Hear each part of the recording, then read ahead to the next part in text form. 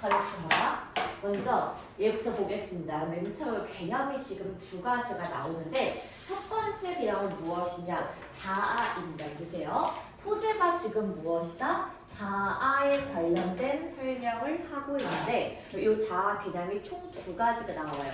첫 번째가 지금 뭐냐면 interdependent, 상호 의존적인 자아가 있고 여기 하면 아래쪽쯤 가면은 independent self라고 해서 자기 중심적인 자아, 독립적인 자아가 있어서 자 이제부터 당신이 갖고 있는 자아가 상호 의존인지 독립인지 따라지는 모습 두 가지 설명하고 있는 건데요. 그럼 처음 먼저 같이 볼게요. 만약에 당신이 어떤 자아를 가지고 있다면 상호 의존적인 자아를 가지고 있다면 당신은 절대로 새로운 길에 대해서 blaze, 모험을 떠나지 않을 것 같습니다. 뭐에 있어서? Wild social frontier, 굉장히 거친 사회의 저기 전방에 앞서 나가면서 무조건 모험을 할 느낌을 필요 없을 것 같아.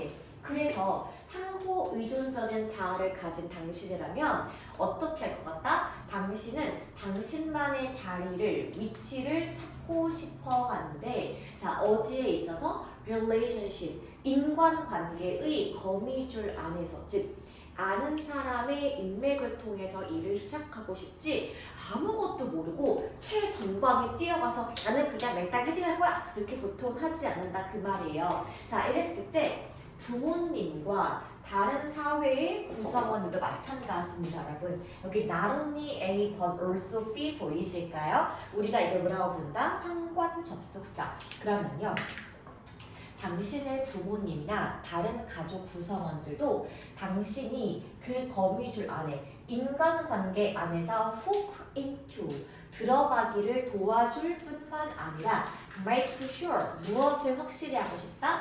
당신의 자리를 정확히 만들어주고 싶은데 어디 안에서? 그 인간관계의 거미줄 안에서. 자 그래서 그것은 훨씬 더 편안한 방법으로 진행이 될 수가 있다라고 하는 겁니다. 여러분 이런 거예요. 여러분 대학교 졸업했어.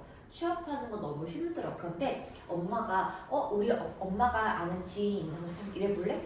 처음에 회사에 넣어주는 거야. 이렇게 무언가 어떤 것, 연결관계 속에서 무언가를 시작하게 도와주는 것이 상호 의존적인 자아입니다. 그래서 뭐에 있어서 아이들의 정체성을 쉐이핑, 만들어주고자 하는 부모님의 헌신과 그 다음에 어떤 헌신이 있어요? 가이딩, 아이들을 안내해주고 싶은데 조금 더 효과적으로 안내해주고 싶다 그랬죠.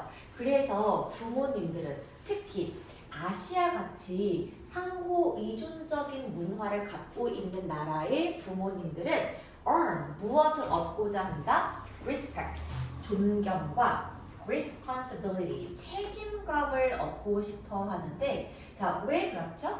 자신의 상호 의존적인 아이가 자신을 향한 어떤 감정을 이런 걸 느껴주기를 바란다. 왜? 엄마 아빠가 도와줬으니까 그 대가로 이런 걸 좀 받았으면 좋겠다라고 요구를 한다 그 말입니다. 그런데 여러분 여기 같은 경우는 무슨 내용이었어요? 상호 의존적인 자아를 가지고 있는 나와 우리 문화권 이야기라면 그런데 만약에 독립적인 자아를 갖고 있는 당신이라면 이 전략 같은 경우는 downright unfair, 상당히 불공평해 보일 수가 있습니다. 그래서 inherited, 뜻이 뭐예요? 타고난. 자, 하이라키니까 위계 질서입니다.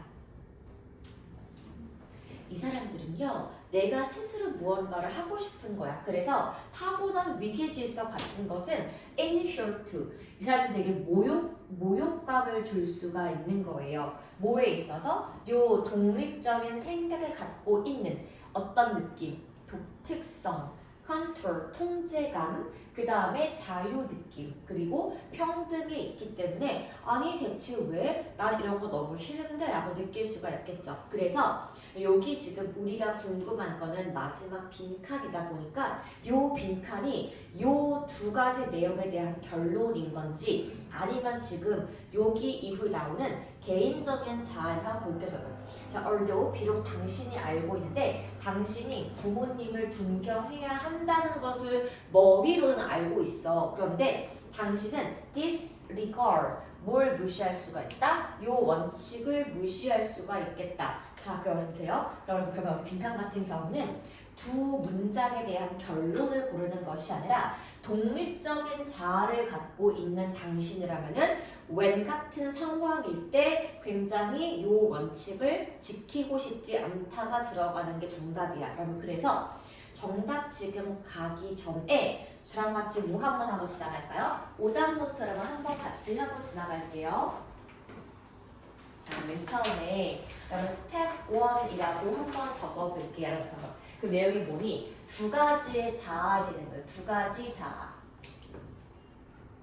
자, 어떤 것이 있다고요? 상호 의존적인 자아가 있고 독립적인 자아가 있어서 이제부터 이 두 가지 자아를 갖고 있는 우리 사람의 성격에 대한 설명이 나오는 것이 이것입니다. 여러분, 자, 그 다음에 스텝 3 여러분 가볼게요. 자, 글의 전개가 뭐라고요? 도입, 전개, 결론인 건데, 여러분, 자, 오늘 같은 경우는 크가지 두 가지가 있기 때문에 그럼 오늘 처음에 1파트, 2파트 나눠볼게요. 그럼 첫 번째 맨 처음에서 언급한 거 무엇입니까? 상호 의존적인 자아에 대한 설명이에요. 자, 상호 의존적인 자아는 어떤 사람입니까? 라고 한다면은 첫 번째, 굳이 안전한 길을 두고 모험을 시도하지 않는 자아랍니다. 그렇기 때문에 내가 가지고 있는 인간관계 안에서 무언가 나의 길을 찾고자 합니다. 그러니까 굳이 내가 모르는 길을 가려고 하지 않는 것이 상호 의존적인 자아의 특징입니다. 자, 그래서 요 사람의 예시가 뭐였냐 하면은 자, 예시라고 적어볼게요. 자, 이 사람들은요 어떤 거냐? 부모님이나 아니면은 어떤 가족 관계 안에서 뭘 찾고자 한다? 인간 관계에 자신의 진로를 찾고자 하고요. 그 다음에 요 안에서 진로를 찾을 때 편안한 감정을 느낀다. 그게 바로 상호 의존적인 자아의 특징이에요. 혼자서 뭔가 하는 게 싫어. 아는 걸 통해서 하는 게 좋은 겁니다. 자, 여러분, 그래서 이런 아이들 가지고 있는 부모들은 대부분의 어디에 있냐? 아시아에 있는 부모들이 보통은 이런 모습을 가지고 있는데, 자, 이 부모들이 지금 하는 일이 뭐예요? 아이들의 정체성을 확립시켜준다. 부모가요. 왜? 엄마 아빠의 틀 안에서 있기 때문에. 자, 그 다음에 조금 더 효율적으로 진로를 찾는 데 도움을 주는 것이 부모님의 역할이고, 자, 이 대가로 지금 무엇을 바라신다? 부모님에 대한 존경과 책임 의식을 갖고 있기를 바란다 라는 것이 지금 위에 있는 상호 의존적인 자아의 특징이었습니다. 다시 볼까요? 상호 의존적인 자아는 여기 보면은 사회 최전방에서 새로운 길을 찾는 모험을 하지 않고요. 내가 알고 있는 인간관계 안에서 내가 갖고 있는 길을 찾고자 하는 사람이라서 보통 대표 예시가 내 부모나 가족 관계에서 내 진로를 찾고 그게 굉장히 좋다고 느끼는데 대부분의 이런 부모의 특징은 우리 아시아 국가에 굉장히 많이 있고 이 부모의 역할은 무엇이다? 자식의 정체성을 확립시키고 효율적인 진로를 엄마, 아빠가 짜주는 거예요. 그래서 그 대가로 넌 나를 좀 존경해줘야 돼. 엄마, 아빠에 대해 책임 의식을 가지면 좋겠어. 라고 하는 것이 지금 여기 위에 여기서부터 중간까지의 글이라면 여러분 두 번째 글 볼게요. 여기 내용은 지금 누구라고요? 독립적인 자아예요. 자, 그러면은 독립적인 자아를 갖고 있는 당신이라면 위에 있는 게 굉장히 싫을 수가 있어. 그래서 여기를 보면은 독립적인 자아를 갖고 있다면 위에서 보이는 전략 같은 것이 굉장히 어떻게 보인다? 불공평한 모습으로 보일 수가 있습니다. 자기 스스로 해야지 왜 엄마 아빠한테 물어봐? 이렇게 볼 수가 있는 거예요. 그리고 이 사람들에게는 이렇게 부모로부터 쭉쭉쭉쭉 내려지는 모습에 요 타고난 요 위계 질서라는 것이 굉장히 모욕적으로 다가올 수가 있습니다. 왜냐하면은 자기 스스로 성취한 것이 아니라 그냥 그대로 물려받았기 때문에 네가 한 노력이 뭐야? 이렇게 보일 수가 있겠죠. 그래서 이 사람들에게 위의 예시 같은 경우는 어떻게 보이냐 하면은 자신만의 독특함이나 자신만의 통제감이나 자유 혹은 평등 같은 것이 아예 없기 때문에 나는 이게 좋지가 않아 라고 볼 수가 있죠. 자, 그래서 비록 이 사람들도 부모님을 무시하는 아니에요. 부모님을 굉장히 존경할 수가 있지만 이렇게 그냥 그대로 주는 것은 불공평해 라는 생각을 가지고 있는 사람이라면 마지막 빈칸과 같은 생각을 할 것 같아요. 자, 여러분 같이 보겠습니다. 먼저 제가 가장 먼저 지운 게 뭐냐 하면은 2번과 3번과 4번이에요. 자, 여러분 확인해 볼까요? 제가 왜 정답을 2번과 4번과 5번 지었을까요? 여러분 2번 볼게요. 당신은 당신의 선택에 있어서 모랄리티, 도덕성을 믿는다. 이거 지금 도덕과 상관이 없으니까 밑줄 긋고 여러분 지워주시고요. 3번 보겠습니다. 자, 너의 친구들의 의견을 따르는 것이 훨씬 좋겠다. 이거 지금 자아에 관련된 거라서 친구의 친도 언급이 안 됐기 때문에 4번 지우시면 되고요. 그러면 그 다음에 5번은 그럼 왜 지워지는 거죠? 자, conflicting이라면 갈등하는 거예요. priority, 우선순위에 대한 갈등인데 가족 간의 역동성을 방해하는. 그럼 지금 보면요, 가족 간의 역동성은 뭐냐면은 치고받고 싸우는 그런 걸 말하는 건데 독립적인 자아가 가족과 관계가 나쁘다는 말은 위에 언급이 안 나왔기 때문에 5번도 지우시는 게 맞습니다. 그러면은 말이 되지 않는 키워드 3개 지우고 나니까 남는 게 1번과 3번 두 가지가 있는데요. 한번 볼게요. 3번 먼저 보시면은 당신은 무언가를 느낀다? 긴장감을 느낄 수가 있다. inbalancing, 균형을 잡는데 뭐에 있어서? 많은 가치에 균형을 잡는데 긴장감을 느낄 수가 있다. 그럼 보세요. 나는 어떤 사람이에요? 불공평하다고 느끼는 사람이고 독특함, 통제감, 자유와 평등을 좋아하는 사람인 건데 이 많은 가치에 균형을 잡는데 긴장감을 느낀다?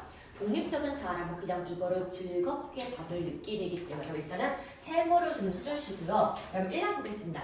Get in the way. 방식이 있다. 뭐에 대해서? 당신의 의사결정에 관한 너만의 방식이 있다는 겁니다. 그러면 왜 정답이 1번이에요?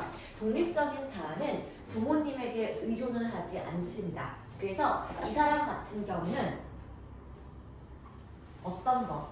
나의 의견을 진행을 하려고 했을 때 어떤 겁니까? 보통 이런 원칙을 무시할 수도 있다는 겁니다. 왜요? 왜냐하면 지금 내 의견이 부모님과 상충될 수가 있기 때문에 부모님을 존경할 수는 있지만 나의 의견이 먼저 앞서는 것이 독립적인 자아가 되기 때문에 이거를 나의 의견 진행이라고 적어주시면 끝나겠습니다. 여러분 그래서 의존적인 자아와 독립적인 자아의 각각의 자아의 특징에 대한 설명이 이거였습니다. 여러분 됐을까요? 자, 그래서 여기 위에 같은 경우는 빈칸 추론인데 독립적인 자아의 최종 결론을 보는 문제였어가지고 얘는 여러분 뭐 글에 막 그렇게 막 기승전결이 있는 글이 아니라 크게 두 가지 A 파트랑 B 파트로 지금 나눴던 글을 내겠습니다.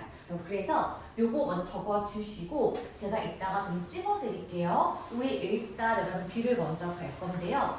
38번 보고 40번 보고 장문 좀 보겠습니다. 그럼 38번 같은 경우는요. 그럼 예를 보시면 우리가 요 글의 흐름 같은 경우는 지금 박스 지문을 먼저 보는 게 아니라고 말씀을 드렸습니다. 이유가 뭐냐 하면은 38번과 39번 같은 문장 삽입 같은 경우는 제일 중요한 게 뭐냐 하면은 전체 글의 흐름을 먼저 파악하는 게 먼저고, 두 번째가 여기 있는 키워드를 넣는 거기 때문에 위에 먼저 보겠습니다.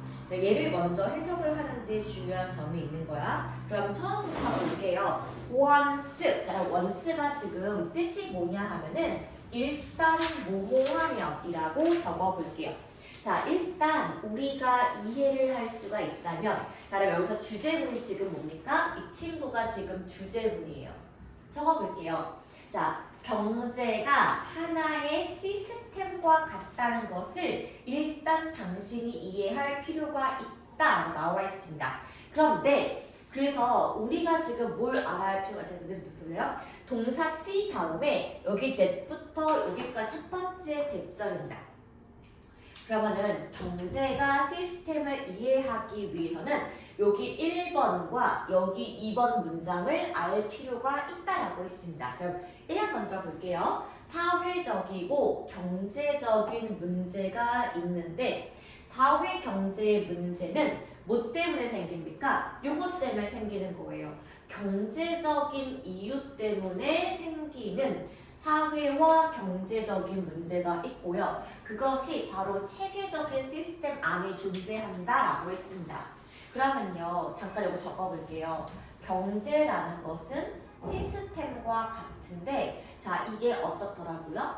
사회, 환경적인 문제는 뭐 때문에 생긴다? 경제적인 원인 때문에 생긴다가 여기에 있던 1번이었고, 자, 2번 볼게요. 그래서 사회 문제에 대한 솔루션, 해결책 같은 경우는, 자, 어떤 게 필요하다? 시스템적인 접근이 필요하다. 이거예요, 여러분. 생각해봐. 내가 사회 문제와 환경 문제가 있어. 내가 지금 이게 흑수저야. 그런데 위로 올라갈 게 보이지가 않아. 이거 같은 경우는 일단 경제적인 원인이겠죠? 그럼 그럴 경우 여러분 이런 거예요. 그럼 돈을 많이 벌 수 있는 건 뭔데? 그러면 정답은 시스템적으로 전반적인 문제를 해결해 줄 필요가 있다는 겁니다. 그래서 첫 번째는 문제 제기가 뭐였냐 하면은 경제는 하나의 시스템, 큰 틀이고, 우리가 사회와 환경 문제 같은 경우는 전부 다 돈인, 경제적 원인 때문에 생기기 때문에 사회 문제를 해결하기 위해서는 우리가 전반적인 경제 시스템적인 접근으로 가야 한다. 여러분, 그래서 1번 보겠습니다. Develop a system view. 요 시스템의 관점에서 보았을 때 뭘 먼저 보는 게 중요하다? 모바일. 그럼 모바일이 뭐예요? 움직이는, 그쵸? Suspended, 유보된, delicated, 이게 뭐예요? 얘 되게 세심한, on a string입니다. 즉 무슨 말이냐? A mobile. 자, 우리가 봤을 때 시스템은 어떤 모습이다? 움직이는 아이입니다. 근데 어떻게 움직입니까? On a string, 줄에 매달려서 delicately, 섬세하게 움직이는 어떠한 시스템이 바로 우리 사회 경제가 된다. 2번, 그래서 어떤 사람이 요 모빌을 움직였을 때, 그렇죠? 그럼 누군가가 요 모빌을 움직였어요. 그러면은 전체 구조가 다 같이 움직인다.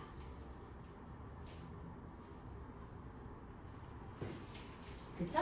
왜냐하면은 각각의 조각들이 하나로 연결되어 있기 때문에 그런 거죠. 그래서 볼게요, 여러분. 여기서 1번이 지금 누구였다? 모빌이었습니다. 그럼 모빌이 뭐예요? 우리가 천장에 이렇게 달아놔가지고 이렇게 있는 거 아시죠? 아기들이 보는 거. 그게 어떤 건데? 줄에 의해서 움직이는 그러한 모빌이 있는데, 아기가 그 한쪽을 탁 건드리게 되면은 전부 다 이게 움직일 수밖에 없으니, 여러분 3번 보겠습니다. 그래서 요 모빌이 움직이는 것과 똑같은 것이 우리 경제도 마찬가지다 라고 지금 설명을 하고 있습니다. 여러분 그러면요, 1번과 2번이 모빌에 대한 예시였다면 3번과 4번은 이제 우리 경제가 어떻게 한꺼번에 움직이세요 그러는데 봐봐. 어떤 누군가가 한 부분을 건드린다면 우리 사회 전체가 바뀔 수가 있다. 그러면 예를 들어 볼까요?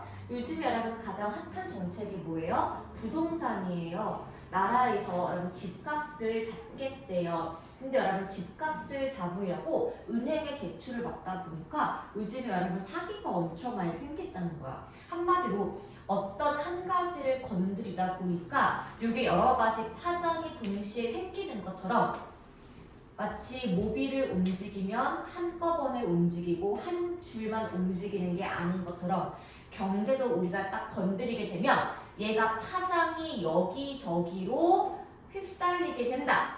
그래서 5번 내용 보겠습니다. 1번과 2번이 모빌, 3번과 4번이 경제라면 여러분 5번 볼게요. 그래서 price inflation 이게 뭐예요? 물가 상승입니다. 물가 상승이 요거 뒤에 잇따르게 되고 그렇게 되면은 물가가 올랐으니까 은행은 무슨 일을 한대요? Raise interest rate 이자율을 올린대요. 그쵸?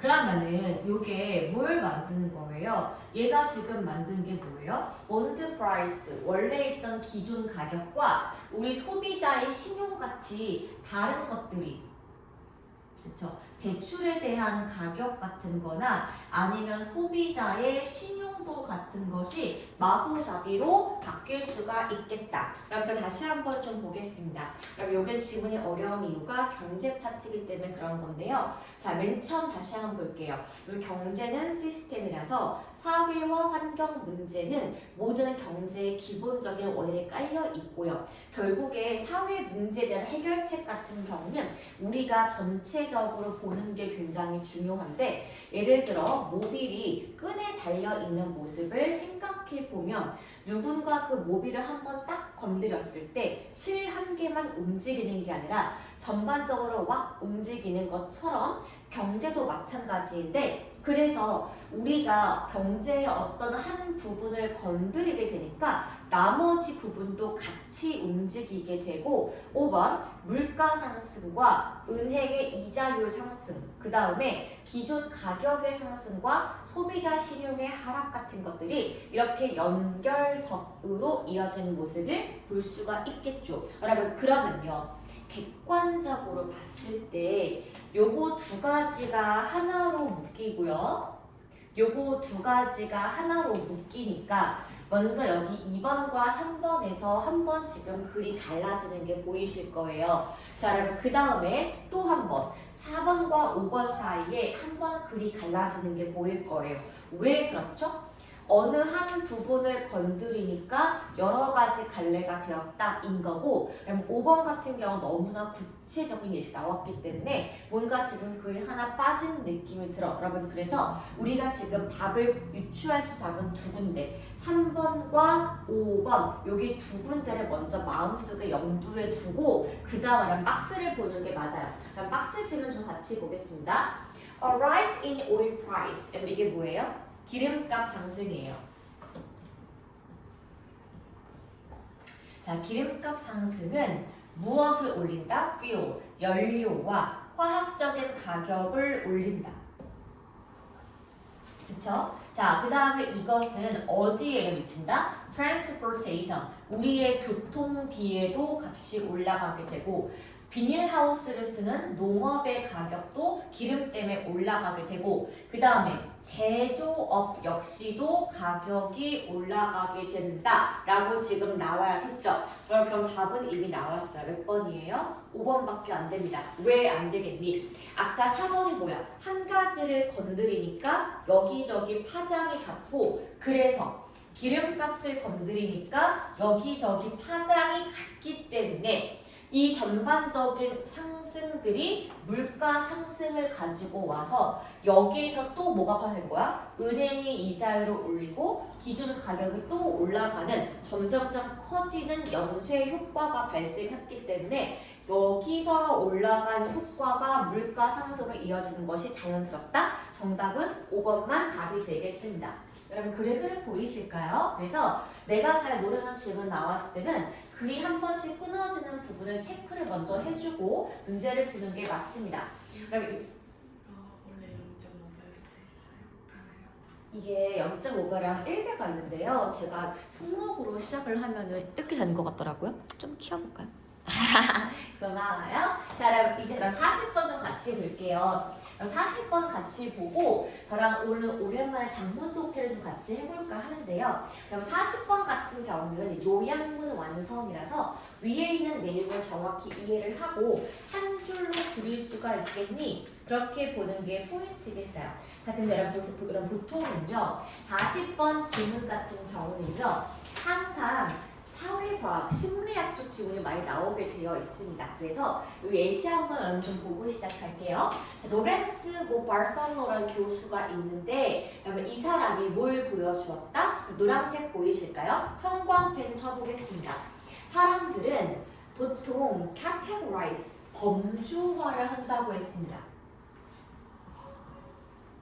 그럼 범주화가 뭐예요? 묶음으로 나눈다 그 말인 거예요. 자, 우리가 보통 범주화를 하고자 하는데 dynamic, 역동적으로 ever changing way, 계속해서 바뀌는 방식으로 범주화를 하는데 자, during, 뭐 하는 동안에 construction of a plans, 계획을 수립하는 동안에 뭘 하기 위해서? 목표를 달성하기 위해서 내가 계획을 수립하고 있는 동안에 자꾸 무언가를 변화시키고자 하는 것이 우리 사람의 범주화라고 지금 말했습니다.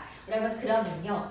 사람이 어떻게 목적에 따라서 범주화를 할 수 있는지 여러분 키워드 2개 여러분 잡고 시작하는 게 맞습니다. 그러면 사람이 왜 범주화를 한다고? 나의 개인적인 목적에 맞추어서 하는 건데 여러분 진짜 이거 정말 대박이에요. 예시 볼게요.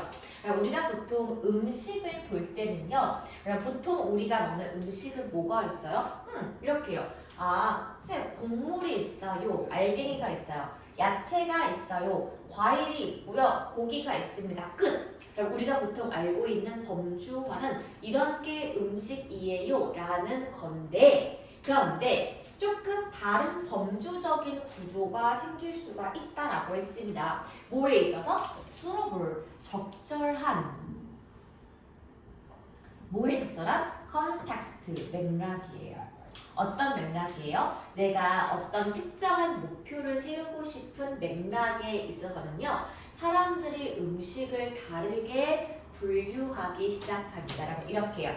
food to eat, 먹을 수 있는 음식이에요. 뭐 하고 있는 동안에? 다이어트 하고 있는 동안에 먹을 수 있는 음식. 이렇게 멀쩡한 음식을 다르게 분류하기 시작합니다. 이런 거지. 엄마 살찌니까 밥 안 먹을 거야. 빵도 안 먹을 거야 하면서 나한테 오직 뭐만 달라? 닭가슴살과 온리 샐러드 이런 식으로 먹을 수 있는 음식은 2가지가 있다.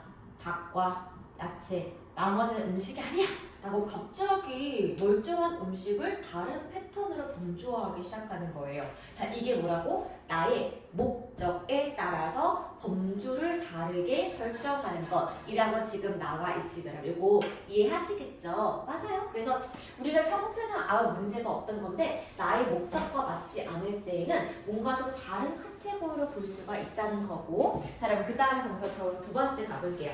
자, 그래서 여러분 이렇게 목표 드라이브드, 목표 지향적인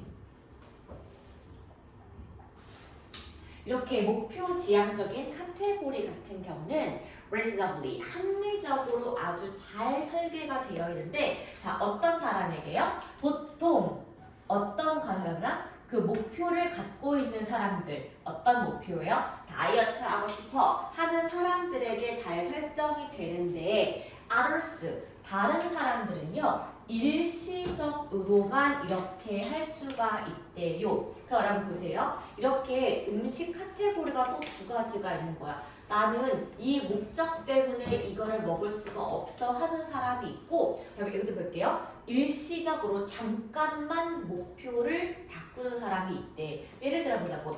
나는 우리 할머니랑 같이 이번 일본에 휴가를 가서 어떤 일을 할 거야. 우리 할머니랑 이번에 같이 초밥 먹고 우동 먹고 이렇게 올 거야. 그럼 이런 식으로 단기 목표 설정을 음식 범주화에 할 수가 있겠죠. 그러면 그래서 내가 무엇을 먹을지 결정하는 범주화가 기본 음식을 이렇게 틀을 쪼개는 것처럼, 여러분 형광펜 쳐볼게요. 우리가 뭐에 있어서도 얘가 진짜 찐 소재가 된다. 학습이에요. 자, 우리가 먹을 음식조차도 내 목표에 따라 이렇게 쪼갤 수가 있는 것처럼 여러분이 학습을 할 때도 이 계획을 세우는 구조 같은 경우는 반드시 결정이 될 필요가 있다는 겁니다. 뭐에 따라서? 역동적인 방법에 따라서. 자, 근데 이게 오늘 뭐를 기초로 하는 게 중요하니? based on 무엇을 기반으로. demand가 뭐예요? 요구. 어떤 요구예요? 특정한 타스크. 그 일을 at hand, 당면한.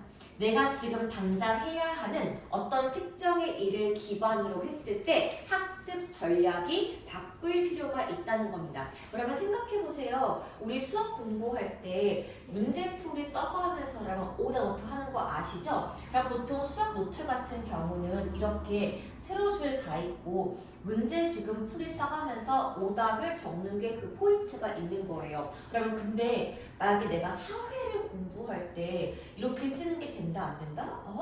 그럼 사회 공부할 때는요 이렇게 하셔야죠. 내가 이런 공부할 파트가 세계사와 한국사야. 그러면은 먼저 반으로 쪼개야지.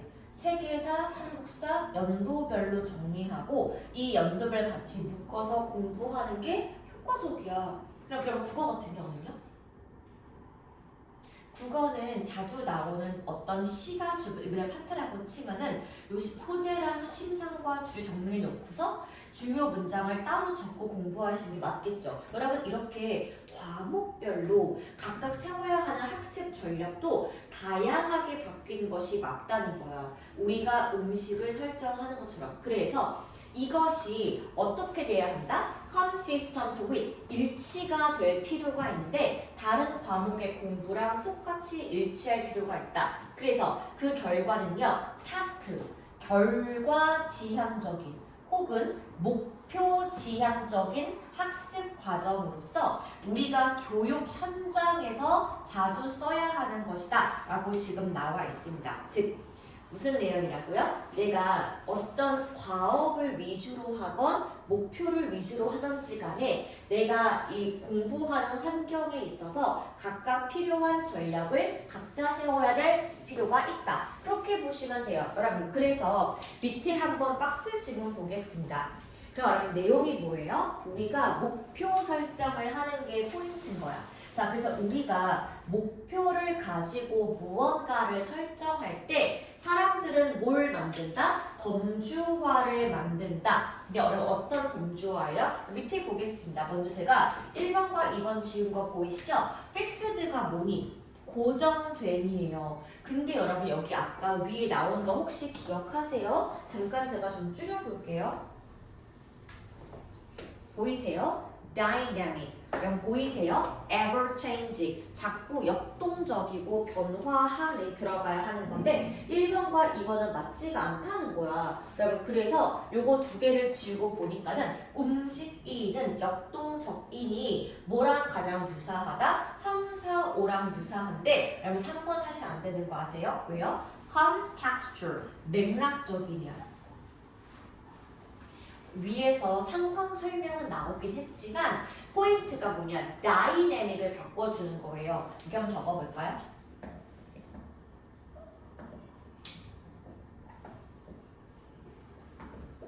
요 내용이 나와야 한다고. 그리고 요 접근법 같은 경우는 essential, 필수적인데 뭐에 있어서? 효과적인 학습에 있어서. 요 학습이요. tailored, 재단된 형태를 가지고 있는데 어떤 업무를 할 때 목표 지향적인 업무를 할 때 그래서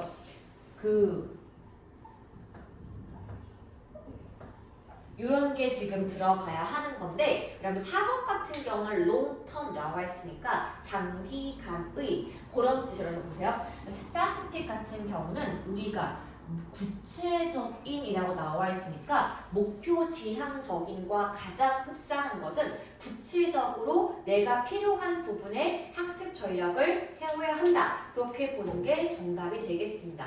여러분 그래서 전체 글의 요약을 가실 때에는 일단 얘가 하고 싶은 말이 무엇인가 보는 게 1번이고 여러분들 보통 여기 A와 B 빈칸 같은 경우는 위에 핵심 문장에 있던 복화가 들어가야 하는 건데 똑같이 나오면 답이 안 나오기 때문에 걔를 지금 단어를 바꿔주는 모습을 이해하실 필요가 있습니다. 그럼 됐을까요? 자 이제 저랑 43, 4, 5 장문 한번 가볼게요. 그럼 제가 보통은 해설을 할 때는 장문 독해는 해설을 잘 하지 않거든요. 왜냐? 여러분 스토리이기 때문에 그런데 오늘 이거 나오는 소리 같이 볼게요. 자, 여러분 봐봐. 너네가 이제 모의고사를 볼 거야. 시간이 별로 없어. 그런데 43, 4, 5를 어떻게 푸는 게 좋은가요? 라고 물어보신다면 여러분 잊지 마세요. 우리가 리스닝을 할 때 여러분 앞에 1부터 12번이 앞장에 있잖아. 그냥 푸는 게 맞고요. 그 뒷장에 13번 나올 때부터 여기 뒤에 장문을 먼저 푸는 게 포인트가 있는데 왜냐? 그럼 여기 보세요. 글의 순서가 있는 여러분 장문 독해 같은 경우는 스토리야. 스토리이기 때문에 여러분 항상 여기 맨 처음에 A 파트를 읽으시면 뭐가 나오냐 하면은 적어볼게요. 인물 소개가 나오고 상황 설정이 나옵니다.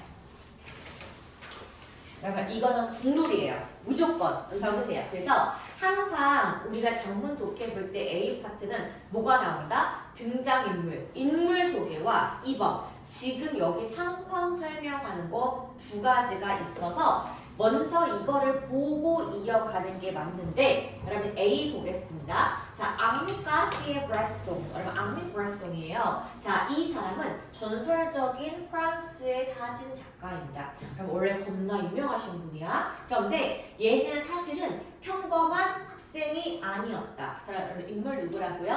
앙리 브라송. 앙리 같은 경우가 일반적인 학생이 아니었는데 아주 어린 시절에 얘는 맨날 bored, 굉장히 지루함을 느꼈대요.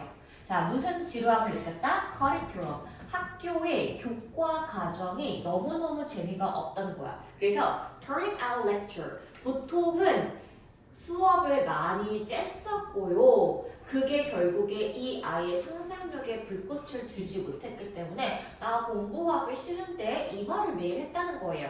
그런데 얘가 6학년이 됐던 첫 번째 등장 날에 지금 누가 불렀니? 자, 여러분 두 번째 등장인물 나옵니다. principal. 누구예요? 교장이에요. 교장이 앙리가 딴짓하는 것을 본 거예요. 뭘 보고? 코를 뮤리드 책에다가 푹 쳐박고 딴짓하고 있는 걸 본 거야. 근데 여러분 그 책이 무슨 내용이야? 셀러부스 우리의 교과 과정의 어떤 책을 얘가 딴짓하고 보고 있는 거를 딱 봤습니다. 자, 이랬을 때 he 그 사람은 found the boy 이 남자아이가 reading 어떤 책을 읽고 있는 것을 보았다? 가장 어려운 작품 뭐 마리메의 작품인 건데 여러분 이 사람이 누구래요? 시인이고 뭘로 유명하대? abstract 추상적인 시로 유명한 사람의 시집을 읽고 있는 것을 발견한 거야. 그럼 보세요. A번은 항상 인물 소개와 상황 설정이니까 인물이 지금 몇 명 나왔어? 2명 나왔고요. 그 다음에 상황이 뭐예요? 딴짓하는 걸 딱 걸렸는데 이 친구가 만화책을 보고 있는 게 아니라 엄청 어려운 시집을 읽고 있었다는 내용이니 여러분 여기 보시면은 이거 문제 푸실 때 어떻게 보는 게 맞니? 먼저 44번에 여러분 저 쓴 거 보이세요? 지금 A가 지금 누구니? 앙리니 감참에 H 적고 시작했다고 보여? 이거 그냥 읽지 마시고 남자애가 앙리면 H 적고 시작을 하셔야 돼요. 그게 아니면 그냥 한국말로 뭐 헬리 적으시던지 알가? 자 그래서 요거 맨 처음 나왔으면 그러면 요 다음에 글의 내용이 뭐가 나오는 게 맞겠니? 얘가 시집을 읽고 있으니까 교장 선생님이 이제 시집 이야기를 하는 게 맞아. 그러면 여기서 잠깐 눈치 좀 까세요. 봐봐. B 한 개, C 두 개, C 두 개만 봐봐. 맨 처음에 요거 B가 답이 될 수가 있겠니 없겠니? 물론 될 수도 있겠지. 저라면 먼저 안 보고 지우고 시작을 할 거야. 자 그럼 그 다음에 저는 먼저 요거를 지우고 C하고 D의 첫 머리 글자를 봤어. 시집 이해 나오는지. 그러면 C만 보세요. Over time 시간이 지나고 되니 안 되니? 안 되죠? 그러면 그 맨 처음 가사는 뭐야? 당연히 그러면 D가 먼저야. 왜 D가 먼저니? 이거야. 자, 교장 선생님이 C 보고 굉장히 기분이 안 좋았다. 그러면 stern 뜻이 뭐예요? 엄격한입니다.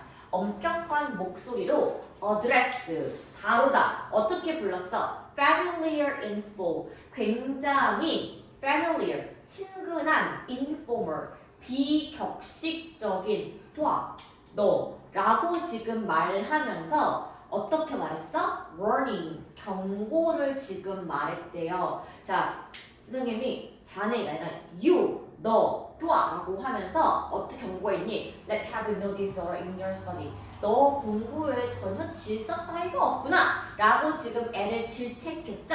그 다음에 뭐라고 말했냐? frustration.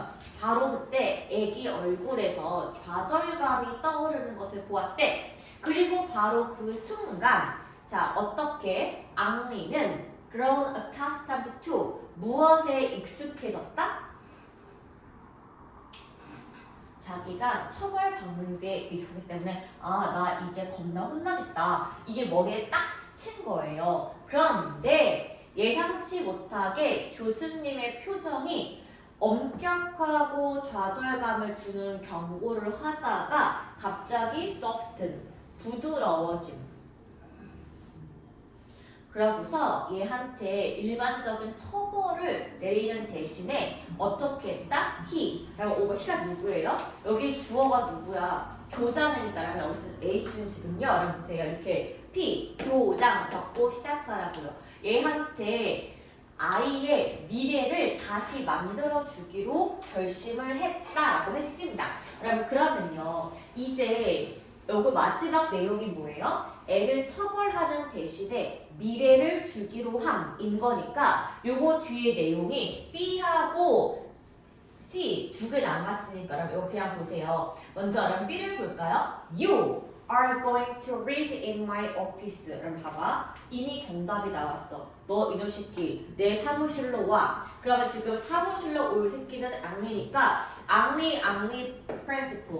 정답 당연히 뭐다? 5번밖에 될 수가 없는 거야. 그래서 야, 너 사무실로 와 라고 말했어. 그런데 되게 어떤 목소리로? 부드러운 목소리로 불렀대요.